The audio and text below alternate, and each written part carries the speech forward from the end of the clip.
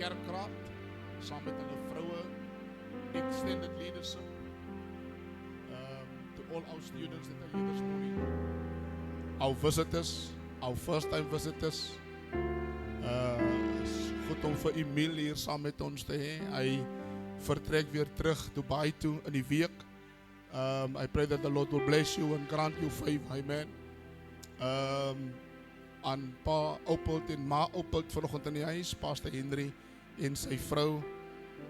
Almal vanoggend welkom in die huis van die Here. Ek groet ook my vrou vanoggend. Amen. In die wonderlike naam van die Here. Ek gaan vanoggend met u praat. Verlede week en Sondag het ek met u gepraat oor armed for suffering. And this morning I'm going to continue with part 2. I believe that all of us that are here this morning has encountered some type of suffering or pain in our lives. Nie een van ons wat vanoggend hier sit kan opstaan en sê ek het nog nooit deur 'n ding gegaan nie. Ek het nog nooit trouble gehad nie. I've never encountered a situation that got out of hand. I never encountered suffering. I never have experienced any problem in my life. We all have encountered some type of suffering, some type of tribulation, or some type of pain that we've gone through. En ons het vir die mense al die tyd gelieg om te sê, as jy jou bekeer, dan gaan jou probleme opbou. En toe ons bekeer, toe kom ons agter, dit was nog nooit die waarheid nie. Die hel het losgebreek, die dag toe ek my bekeer. Die vyand het aangeval van alle kante, my huismense het sommer my vyande geword, en die mense wat ek gedink het as my vriende, het ook eens my vriende mee gebly nie, en my huwelik wat op die stadium nice was, het nou sommer deur troubles gegaan, my geld het sommer net, and it was tough. Therefore, I want to say to you the following. But let us read scripture. 1 Peter 4 verse 1. 1 Petrus 4 verse 1. If you did not bring your Bible, you can read on screen this morning. The scriptures will be on screen. You can also make notes. I also greet those that are live streaming with us this morning. And I believe that this word is going to be a blessing to you. Father, I thank you for your grace and I thank you for your mercy. Thank you for allowing me this morning by your grace to be your mouthpiece. I pray that you will protect me as I surrender body, soul, and spirit to your authority. Allow me not to say anything that is outside of your will. I pray that this word, oh God, who is the power of God unto salvation, will lead somebody to salvation this morning. The word has the power to deliver us from sin and iniquities. And I pray, Father God, as the truth will be spoken this morning, that people will be set free by the power of your word. In the name of Jesus, in die kerk van die Here, gee die Here goeie prys.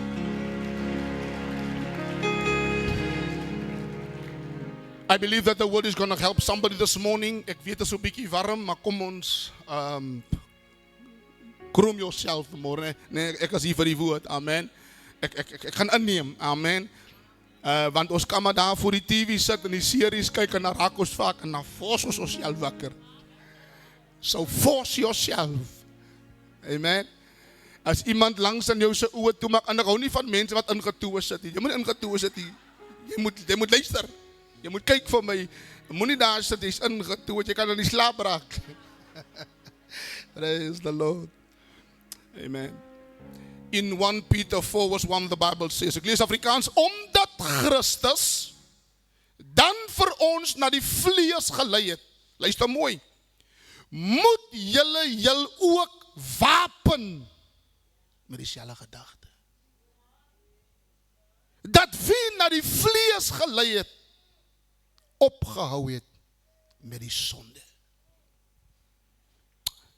The Amplified Bible says the following, therefore since Christ suffered in the flesh and died for us, arm yourself like warriors with the same purpose, being willing to suffer for doing what is right and pleasing unto God.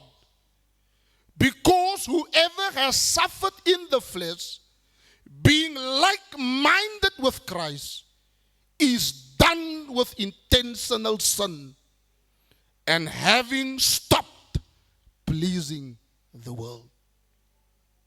Ja, is soveel waarhede in hy skryf. The American Standard Version says the following: for as much then as Christ suffered in the flesh, arm yourself. You got a Bible and a pen or a highlighter, you underline armed of the Afrikaans wapen. The Contemporary English Version says Christ suffered here on earth. Now you must be ready to suffer as he did. Because suffering shows that you have stopped sinning. Hebrew meaning of suffering is a physical or emotional, a pain or agony, a heavy burden. It is meaning to bear a heavy load.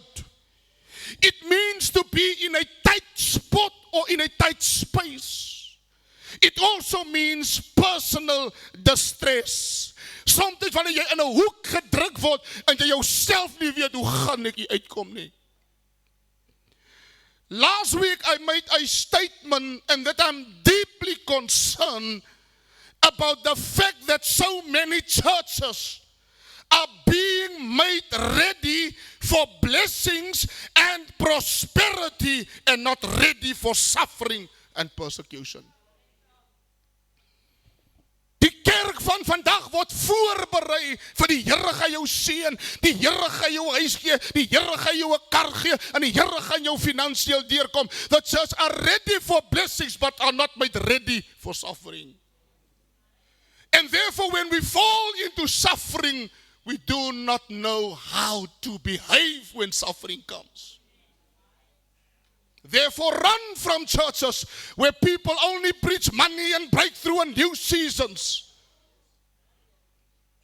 The church are ready. Daarom hou ek nie dat ek hom haat nie. Ek hou nie van Joel Osteen se preaching nie.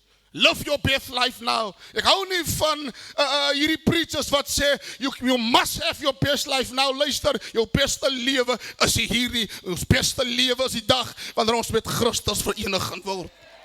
Jesus sê op hierdie aarde sal julle verdrukking ly. Hou goeie moed van ek het hierdie wêreld oorwin. A lot of people are just being made ready for this. What if my car never comes? What if my house never comes? What if I never get the million? What if I never, hallelujah, receive my new season or my blessing? If that does not come, I need to stand focused. Van nie almal gaan kry wat ons van die Here gevra het nie. Nie almal, hallelujah. Sommige van ons gaan nog bly in hy Wendy huis wanneer die Here gaan kom. Sommige van ons gaan nog hy skorrery tot wanneer die Here kom. Maar dis nie waaroor dit gaan nie. Dit gaan oor die feite dat Jesus vir my gesterf het op Golgotha. That can be clearly seen in the type of doctrine that are being preached in so many churches today. False teachers and false preachers that promising people what God did not promise the church. And what saddens me today is that some of the modern day apostles, why do their preaching differ from the apostles of the Bible? Dis vir my verskriklik frustrerend dat die moderne apostels van vandag, hoekom verskil hulle boodskap van die apostels van die Bybel? Then they are not apostles, they are not from God, because if they preach anything that is in contradiction to what Paul or Peter or the apostles preach, it's a lie from the devil. Listen to me.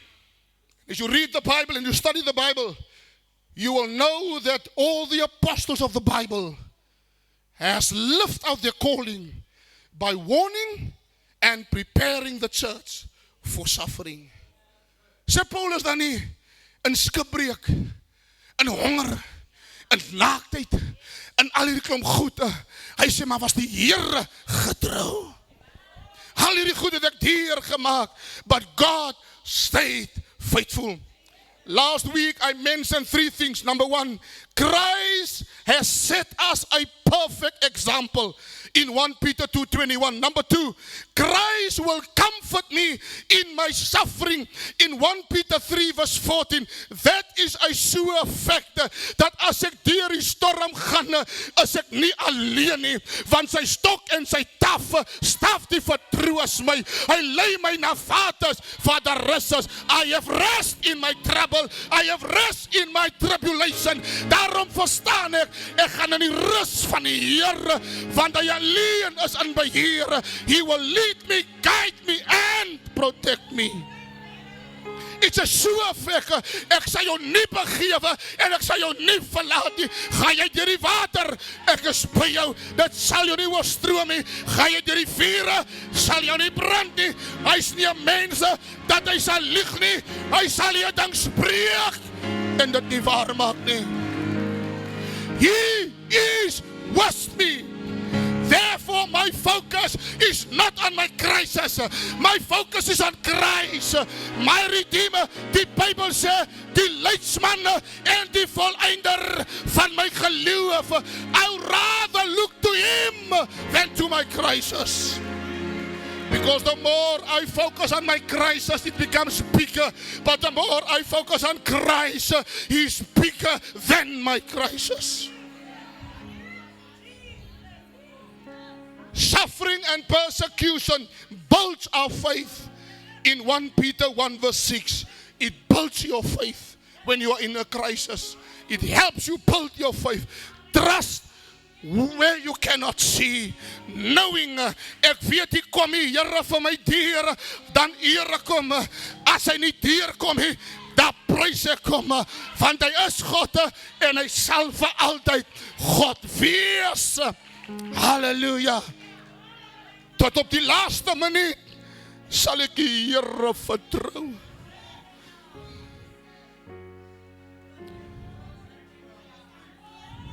Today we are going to focus on the believer's conduct during suffering. It's not the suffering that is the issue. It is your conduct in suffering. Baie gelowiges weet nie hoe om hulle te gedra wanneer hulle in 'n storm is nie. Because you can sing worship when there's a lot of money and cars and petrol and food in the cupboards and in the fridge. You can worship God from the morning to the evening. But when there's no food, no money, no petrol, and the car breaks down and there's trouble in paradise, will you still sing, I trust where I cannot see? The same God yesterday, today and forever. Therefore there's a problem in the church. Too many believers do not know how to conduct themselves when they are in a crisis. Het is lekker om te koordans, maar kan jy koordans as die bal hier bel en sê, ga jy oefen nie, kom maar. Kan jy koordans, die dokter vir sê, mevrou, jy kanker. Jy gaan dit nie maak nie. Kan ek koordans as ek weet, ek gaan my werk verloor, as die baas vir my sê, Reggie, ons moet jou laat gaan, kan jy nog altyd sê, I trust where I cannot see. Listen to me. Your conduct in suffering shows your level of maturity. Die manier hoe jy vir jou gedra, nie wanneer dit goed gaan nie, die manier hoe jy vir jou gedra in 'n storm, wys jou vlak van volwassenheid. The conduct mean, what does conduct mean? Conduct means the way in which a person behave, especially in a place or in a situation. Hoe gedra ek my? Wat maak ek nou? Ek het vir vertel verlede week, en ek het al 'n paar keer vir vertel, dat it's nice to speak about things, but to go through things and encounter things is not easy. Hoe ek en my vrou en my kinders buite moes gesit het, uitgetrek het uit 'n huis uit, en die ander mense ingetrek het, toe weet ons eers my vrou, ek onthou dit nog gas dat ek het vir iemand vertel, toe sit ek en my vrou en my kinders nog klein, toe sit ons daar, toe weet ons hier die Saterdag, waar gaan ons slaap nie, want soos die vind net sy uitdra, so trek die nuwe mense in, en my vrou vra vir my man, waar gaan ons slaap vanaand? Ek sê, ek weet nie, maar een ding weet ek, dat die Here is in die saak. The first key the Apostle Peter gave to the believers was to show them that Christ is the perfect example. And we need to arm ourselves when we look to Christ the example. Luister mooi, ek wil net die volgende sê. Ek eer die Here vir sy woord, want dit is sy woord wat my leer hoe ek my moet gedra. Die woord leer my hoe ek moet optree teenoor my vyande en my vriende.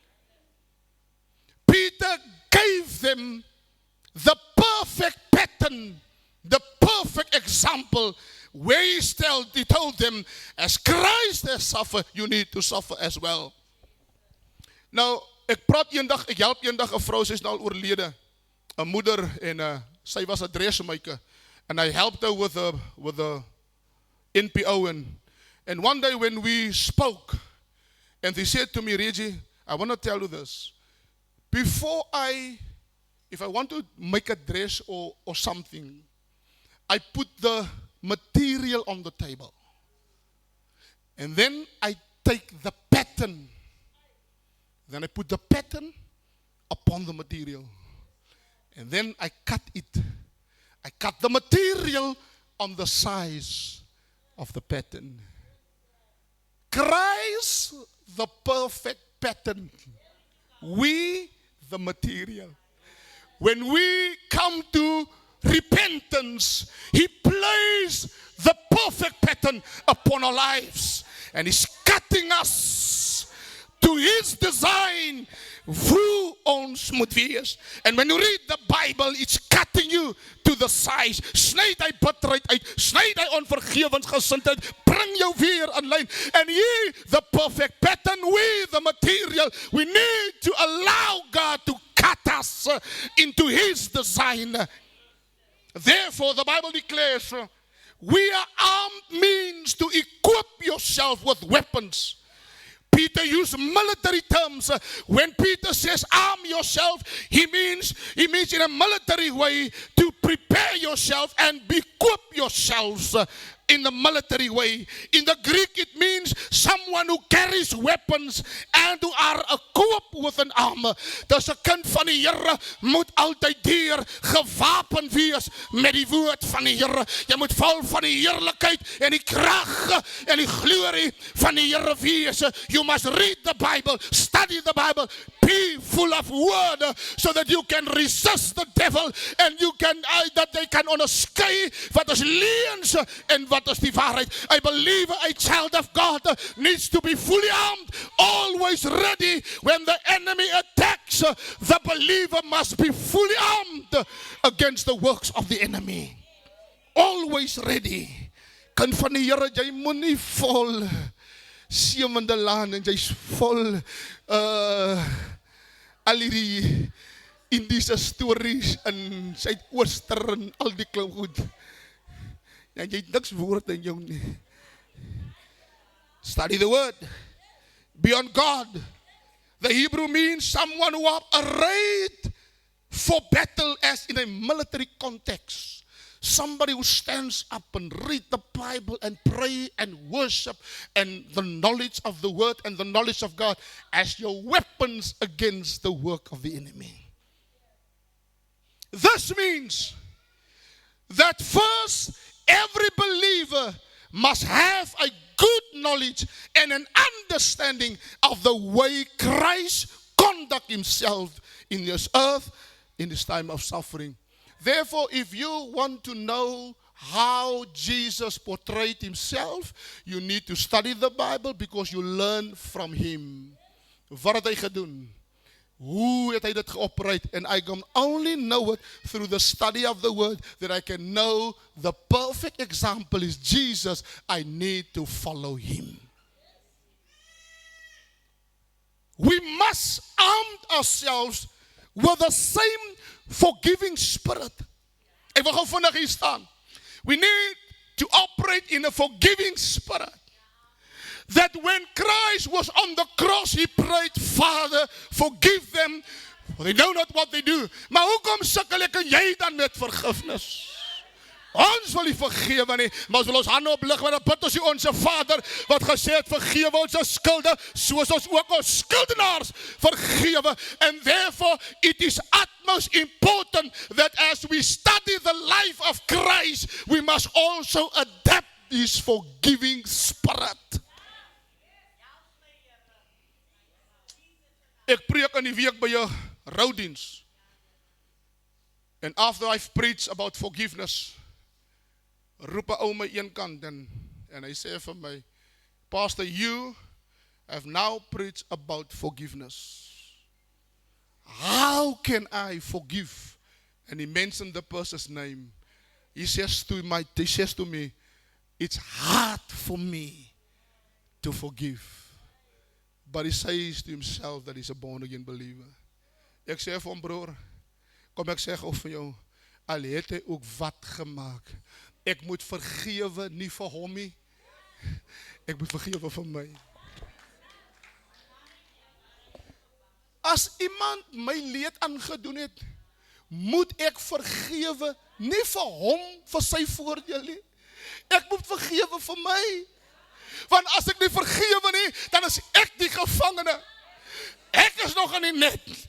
Ek moet nog hierdie onvergifnis deel, terwyl die persoon gaan aan met sy lewe, maar ek en jy is nog gebinde, ek en jy is nog vasgevang, en dan kom ons in die huis van die Here, dan wil ons hande oplig, maar ons kan nie vergewe nie.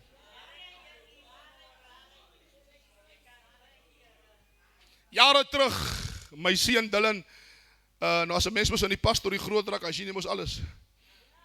En hy is nog opgeskoot, en hy kom eendag na my toe, en hy sê vir my, Daddy, ek verstaan nie vir jou nie. Hy sê vir my, hoe drink jy koffie met mense wat vir jou seer maak? Because my son and my daughter saw these things happening in church and happening in this, dit is nog lang terug. En ek sê vir hom hierdie ding, jy sal nie nou verstaan nie. But I'm following a pattern. It is already designed. I'm not the designer. I cannot change the pattern. I cannot make changes or advise the pattern. I cannot give counsel to the pattern designer. There's already a set pattern and I need to follow it. Ek kan dit nie verander nie. Ek kan dit ook nie draai nie. Die pattern is gesny en ek moet dit volg. Ek moet vergewe. Vir my, in die week hoor praat ek met 'n ander pastoor en hy vertel my 'n counseling session met nou. En die ou sê vir hom, hy sê, pastoor, ek vind uit, my vrou het 'n 4 jaar lange buite-egtelike verhouding met iemand. En ek dink ons het 'n goeie verhouding, goeie huwelik. En ek het haar gekonfront en sy het alles ontken. 5 maande na dit kom sy en sy sê, sy is jammer, maar dit was die waarheid. 5 months later.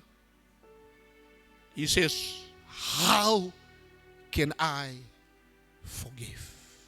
Hoe kan ek? En my vriend sê, jy moet vergewe vir jouself. Sy moet deel met dit. Maar jy moet vergewe vir jouself. Sodat die Here jou kan losmaak. En die Here jou kan vir my, ja, maar pastoor verstaan nie, weet pastoor hoe seer het hulle my gemaak, ja. Ek gee nie om wat hulle aan jou gedoen het nie. Jy moet vergewe. Pastoor het my verneder, hulle het my besigheid gevat, hulle het my geld gevat, die man het weggeloop met alles, ek het dit uitgestap in die huwelik met 'n sakkie klere. Kan ek vergewe? And if you cannot, ask your spirit by grace that he help you, that you will forgive. Number 2, suffering by doing what is right and pleasing unto God. In 1 Petrus 4 vers 16 sê die Bybel, maar wanneer iemand as 'n Christen ly, moet hy hom nie skaam nie, maar God verheerlik in elke opsig. Baie keer lag die mense vir hulle vir Jesus, jong, hoe sukkel jy en so, jong, maar jy die een probleem op die ander probleem en die kar moet aan die brand gestoot word en is nie altyd geld nie. En baie keer moet jy, die Bybel sê, when you suffer as a believer, do not be ashamed, but let through suffering and through your life bring glory unto God. This means the focus of the believer are now on him and not on the suffering. Pleasing him has become the main focus of the believer. Dit beteken, waar ek en jy ook al gaan, ek en jy het net een motief en dit is om hom tevrede te stel. Let him deal with all my enemies. Let him deal with those who hurt me. But I have only one purpose, and that is to please the one that has saved me. Die belangrike ding, die kind van die Here besef nou, submitting to the will and now becoming the desire of the believer. You have now a desire to please him, a desire always to adhere to the word of God.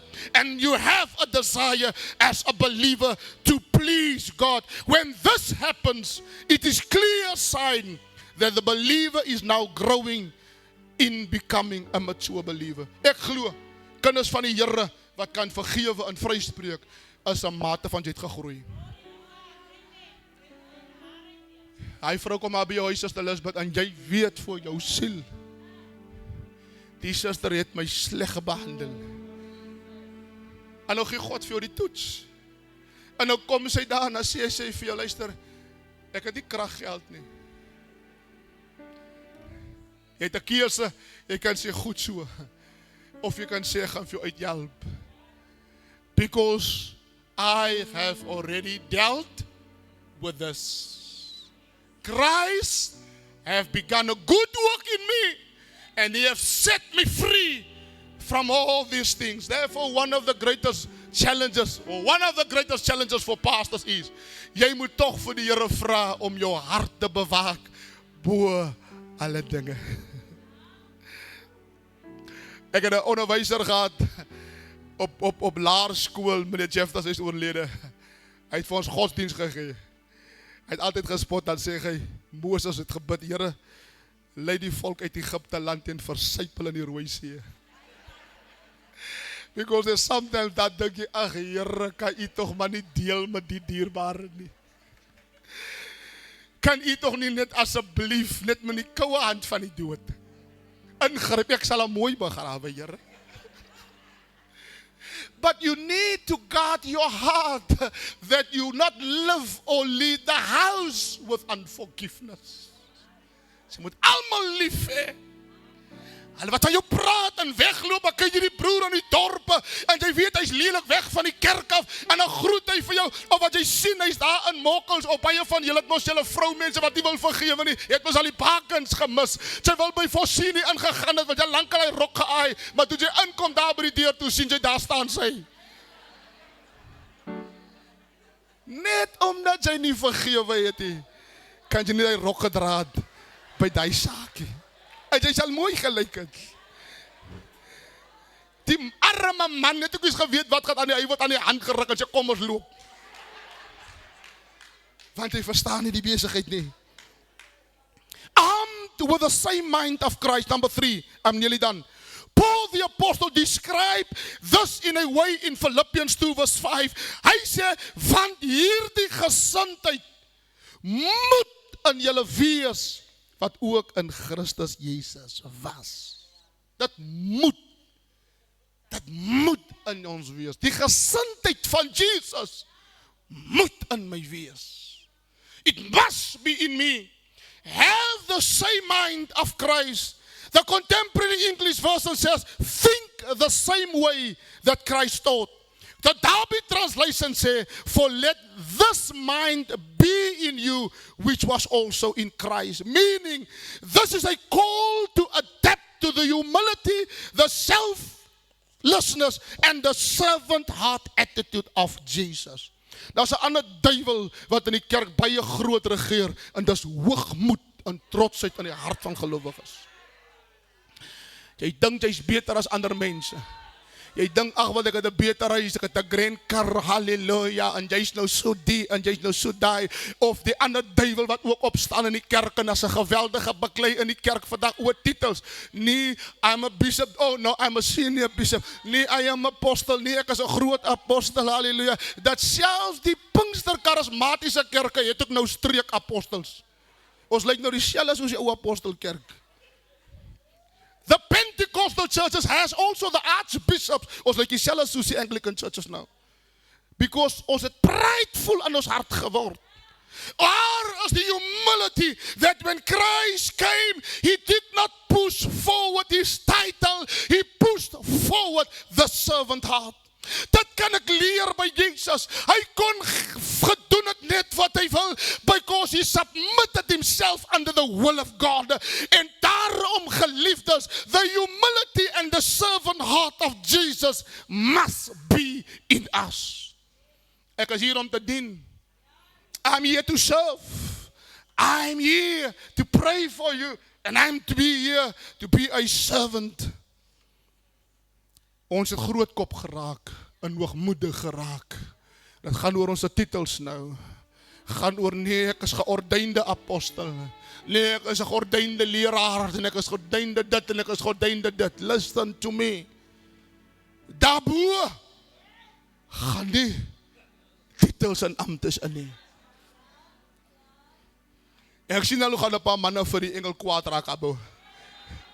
As hulle roep David, as jy vir die engel nie, David is apostel David. As jy apostel jou naam sien nie. Want ons het so lief geraak vir ons titels dat ons hoogmoedig geword het. We don't want to mingle with other leaders because we think they are so mighty. Humility and self-sacrifice, being in the form of Christ. Christ did not cling to his status, but he humbled himself to become a servant, even unto the cross. He was obedient to God. The mindset is characterized by a complete obedience to the will of God, even unto death. Unity in love, fostering harmony within the community, being one of mind and one of spirit, and avoiding selfish rivalry. Die ander ding is die mense baklei in die kerk met mekaar. Oh, we fight one another. Net omdat ek wil beter wees as jy. Net omdat ek dink ek is beter as jy, nou baklei ek met jou en alles die en dit en alles daai. Where is the humility? Where is the servant heart? As ek die diens lei nie, as nie atmosfeer nie. Jy moet nooit die diens lei nie. Hallelujah, because it's not about you, it's about Christ. My laaste punt, dan is ek klaar. The believer has now stopped pleasing the world and is living according to the will of God. Stop pleasing the world. Stop living to the standards of this world, but living according to the standards of the word of God. Romeine 12:2 sê die volgende: word nie aan hierdie wêreld gelykvormig nie, maar word verander deur die vernuwing van julle gemoed, sodat julle beproef kan word wat die goeie en die welgevallige en die volmaakte wil van God is. Hier sê die American Standard Version, gebruik hierdie woord so mooi. And be not fashioned. Daar's fashion pattern. Fashion according to this world, but be transformed by the renewing of your mind, that you may prove what is the good and acceptable and perfect will of God. Dan moet verandering in jou wees, dierbare. Jy kan hom regtig sê, ek het al 10 jaar bekeer, maar jy praat nog altyd soos 'n lap wat skeer. Ek loop kwaad bak daar by die huis, as het vreemde tale, dat die buurvrou ook sê, woe, ek moet dan Pastor Reggie se nommer in die hande, ek gaan vir hom sê, hy moet kyk hoe gaan het onder sy volk. As ek baie, die dierbaar is nog nie vanoggend in die kerk, maar as ek dan baie dierbaar is, wat die buurman hom sê, as ek hom net hy godsman sy nommer in die hande kan kry, sê, dienaar kom maak net 'n draai hier so, want die behoortale hier wat ek nog nooit verstaan nie. Kom leen dit vir my hier goed uit. You are not conformed to this world, but you are transformed by the renewing of your mind. This means, in a very simple Bible terms, that our thinking are now being brought in line with the word. Die woord van God verander nou my gedagtes.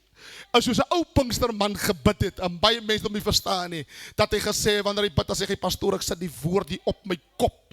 Nou hou ek het vas en sê ek, Here, laat die woord my gedagtes indring. Let my mind be changed in line with the word. Wat sê die woord moet ek doen? Hoe moet ek my lewe inrig, sodat ek lewe in lyn met dit wat Christus sê? Becoming a student of the word, reading your Bible, studying your Bible, and also allow the Bible to change your life. Not only be a hearer, but a doer of the word. He, the believer, now allows the word to transform you. Net die woord kan jou verander. Daarom dierbaar is julle vroue wat met ongeredde manne getroud is. Julle moet lewe in lyn met die woord. Jy kan nie heel dag vir hom preek, maar jou lewe is ook maar. Jy moet lewe 'n Christelike lewe. Amen, 'n Godvreesende lewe, dat jou man Christus in jou kan sien. Hy wil nie hoor hoe preek jy vir hom nie, hy wil sien hoe lewe jy Christus vir hom. So that he can see Christ in you. The power of the word of God are now working within the believer, and that is bringing the change and the transformation. Die woord van God werk nou in my lewe. Daarom julle jong mense, julle moet julle lewe inrig volgens die skrif. Julle moet wandel volgens die woord van God. Verander jou gesindheid, jou karakter en bring dit in lyn met die woord van die Here. En daarom is dit absoluut belangrik, geliefdes, dat wanneer jy gered is en jy te verlang na 'n boyfriend, soek iemand wat ook gered is. Amen. Don't go around with a sinner en dan dink jy ek gaan hom regbring. Julle vrouens is baie sterk. Nee, ek gaan hom regbring. Nee, pastoor, ek ken nie van my. Jy van my? Ek ken nie van my nie. Ek gaan hom regbring. Luister, jy het hom so reggebring dat jou bloeddruk is hoeveel en jou suiker is hoeveel. Jou leer is net so dik by die kliniek, maar jy het hom reggebring. Jy kan hom nie regbring nie. Dis net die Here wat hom kan verander. In my conclusion this morning, as I conclude, listen to me. Let us ask God to help us while we seek to be transformed by the word, in order to stand and to endure pain and suffering and persecution, so that our attitude and our conduct might change. Dat wanneer ek deur 'n storm gaan, dan is ek rustig. Ek paniek nie. Ek kyk nie angstig rond nie.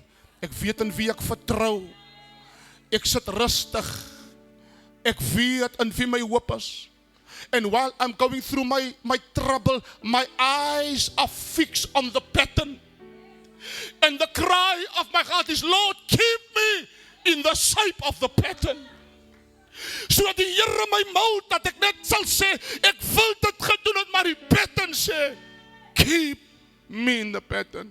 En luisteraars, weet jy wat? When you look to the pattern, always, and allow God to change and to finish and to fashion you, then you will grow and you will become a true believer of the word of God. Die probleem in die kerk is, ons weet nie hoe om ons te gedra nie.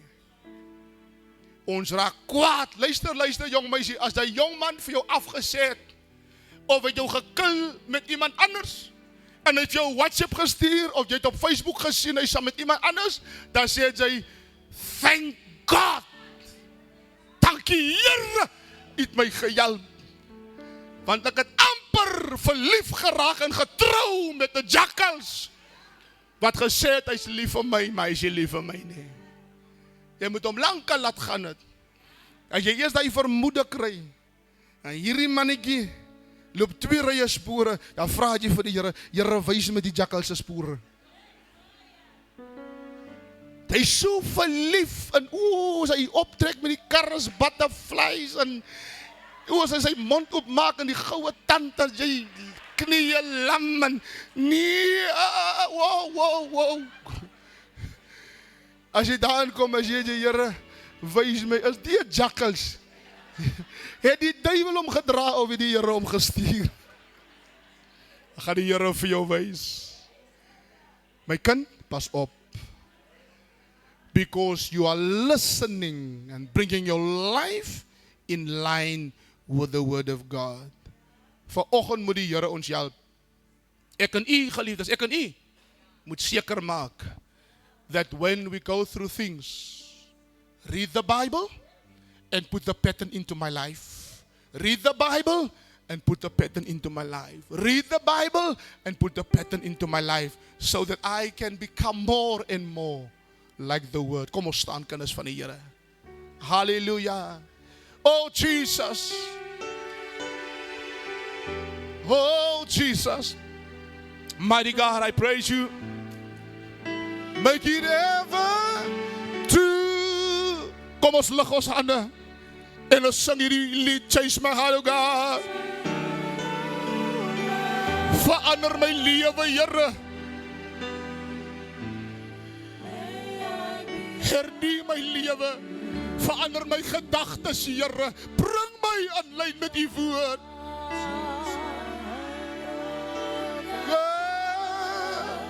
Verander my lewe, my denke, my optrede, my houding, my karakter, my gesondheid, Here. Help my asseblief, Here. Ek is uit die lyn uit. I do not look like the pattern. I'm not fashioned by the way the pattern looks. Help me, Jesus. Like you. Kom ons aanbid die Here. Kom ons sê, Here, verander my. Praat met die Here. Change.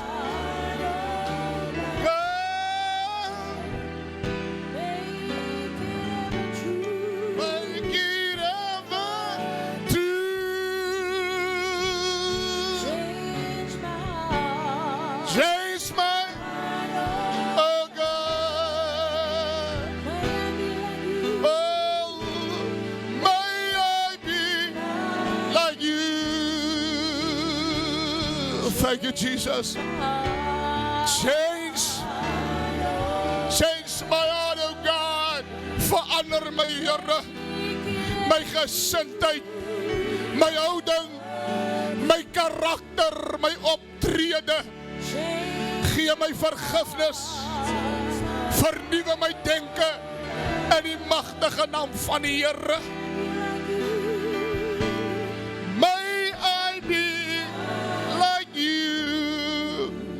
Is iemand in die huis? Is iemand in die huis wat nou al vir 5 jaar jy struggle om te vergewe?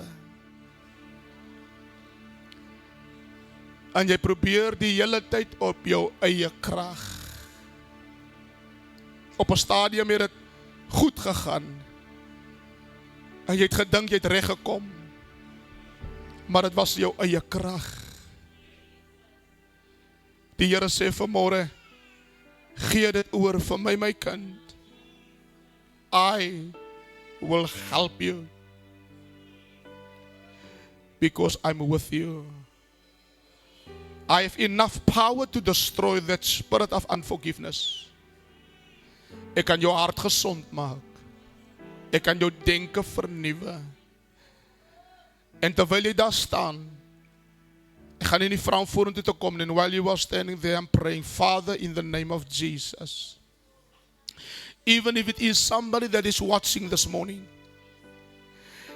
that where he sits or stands, that the Spirit of God will come and destroy that heavy burden of unforgiveness and setting that person free by the power of your anointing. En dat die heerlikheid van die Here nou 'n nuwe werk in daai persoon se lewe begin. It starts afresh, anew, and you are doing a great work. In die wonderlike naam van die Here. Is daar iemand vanoggend wat sê, pastoor, ek is nie gered nie, of ek is 'n backslider?